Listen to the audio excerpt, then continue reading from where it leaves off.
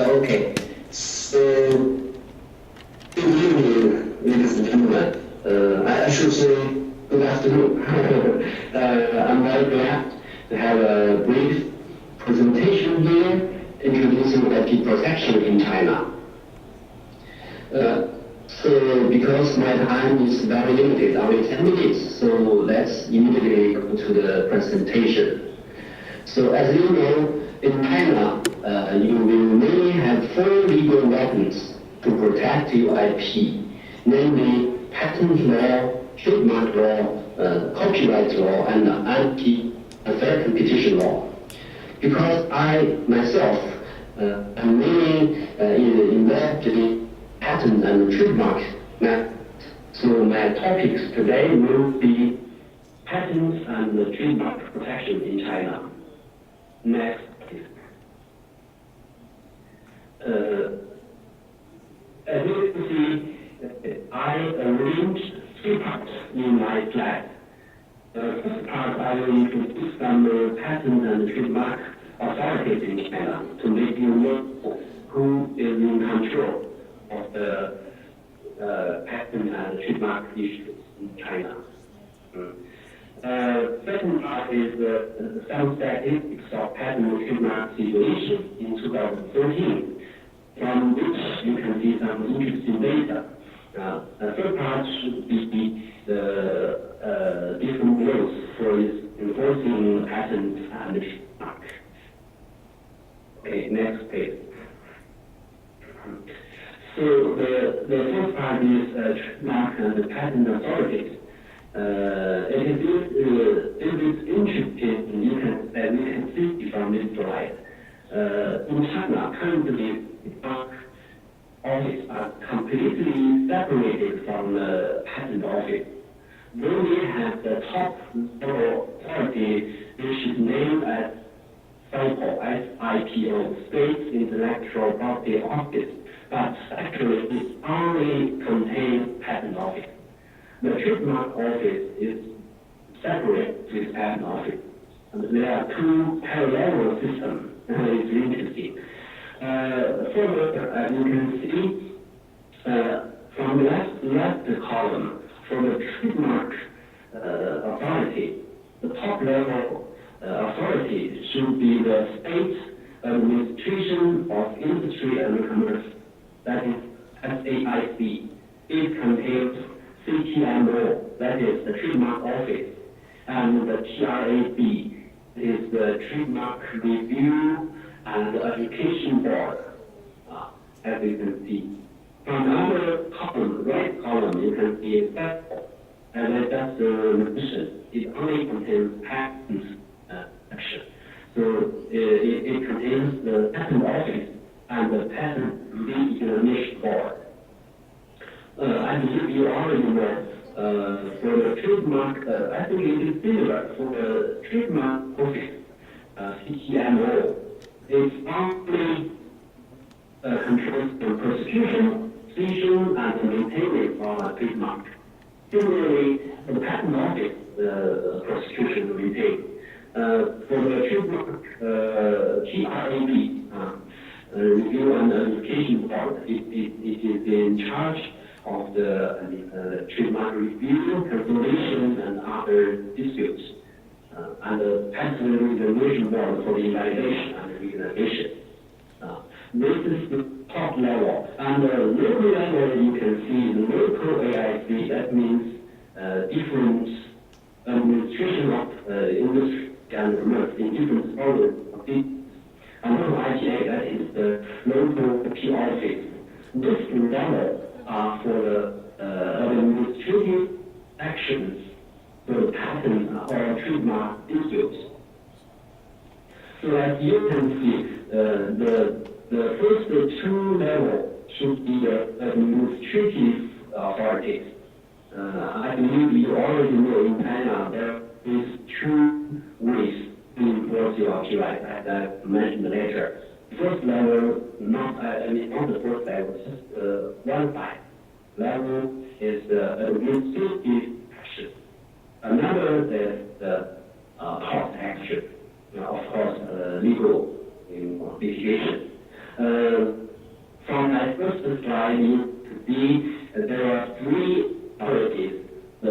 administrative action. SASC, local ASC, and PAMA. Also, we can see PSB action, that is the Public Security Bureau recruitment, but it is only established for the criminal cases, only for trademark rights, not for patents. So next.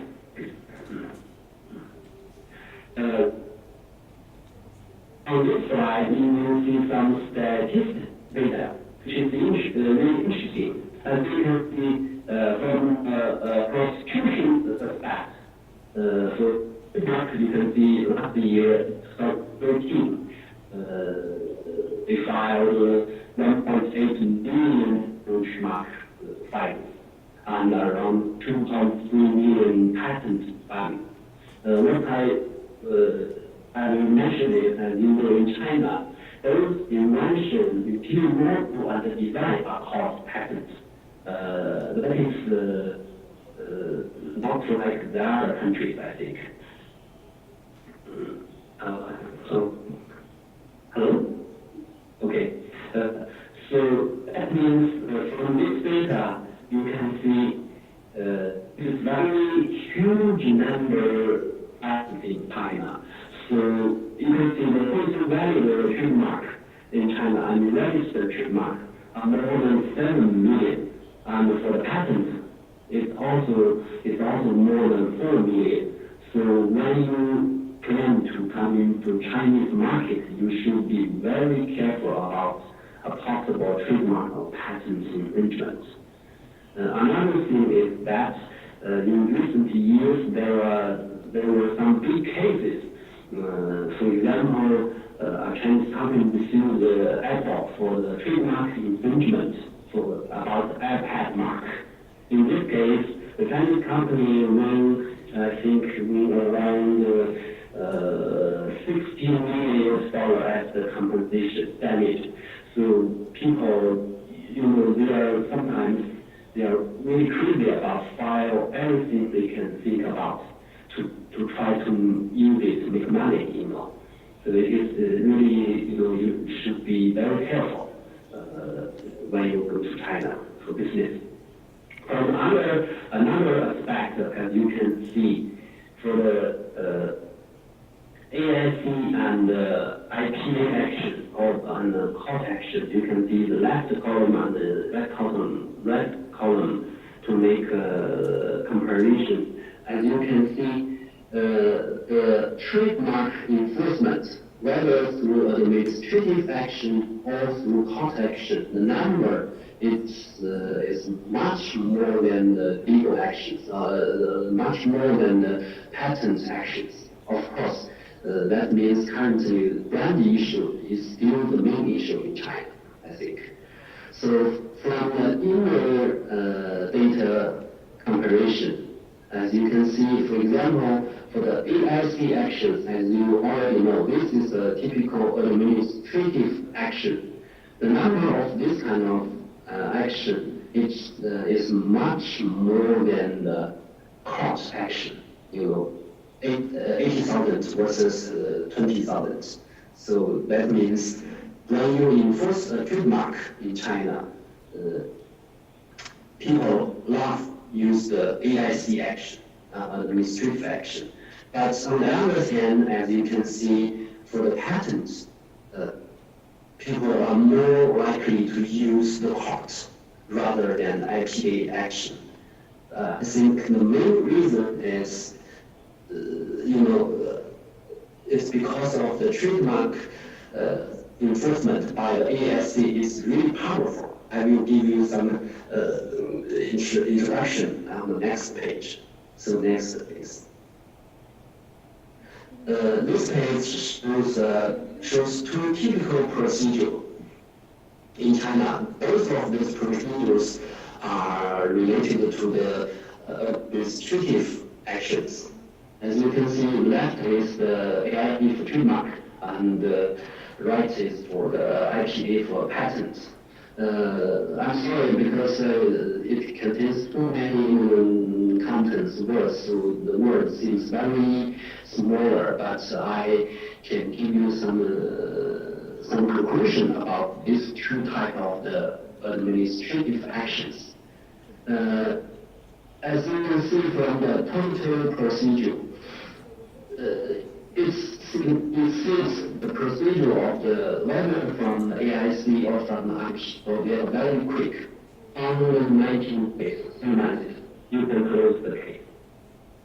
So that is quite quick, I think. Another feature of the AIC action, because it is very quick and very short, so it is relatively cheaper than the legal action which I will mention later. So to my experience, generally for proof the illegal earnings from the offender, then the actual, I think the actual loss will be the compensation. For example, 2 years ago we had a very big case in China. It's a Chinese company sued a French company, the name is Schneider. In that case, the Chinese company has all evidence to show that Schneider has sold the infringing products which more than 100 million of money. So finally, the court made a decision ask Schneider to pay, I think, should be $25 million. And it's actual, $25 million as the compensation. That is proof. You have evidence that you can get it equal. But if you don't have any evidence, you will have a static compensation. That is stipulated by the patent. The maximum statutory compensation will be 1 million RMB. And for the trademark, you will usually have a meeting. The maximum statutory compensation is 3 million RMB.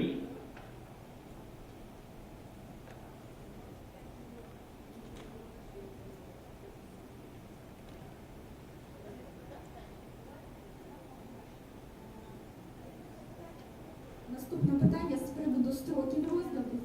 Зараз транслюють його.